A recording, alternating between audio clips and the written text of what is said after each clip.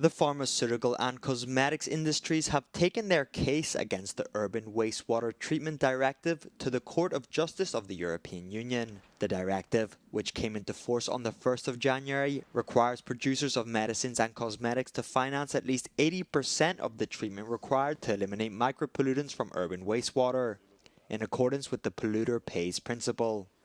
These micropollutants that come out from the effluent from the wastewater treatment plants, analysis has shown that more than 90% actually are originating from pharmaceuticals and cosmetic products.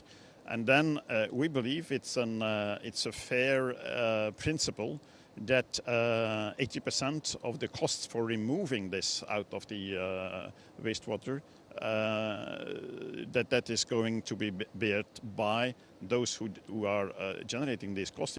But the pharmaceutical and cosmetic sectors believe that the burden should be more evenly shared. We support absolutely paying our fair share of the pollution that we provide, but it's the fair share. And this is really what we're after. We're trying to understand, since we couldn't get the data from the European Commission and the methodology on which the decision was based, we're trying to find out who the different polluters are and make sure that this important directive is set up on the right principles and that all the actors are involved, not only to pay their fair share, but also to make sure they're incentivized to make more sustainable products in the future. The Commission estimates the cost of treatment at €1.2 billion a year.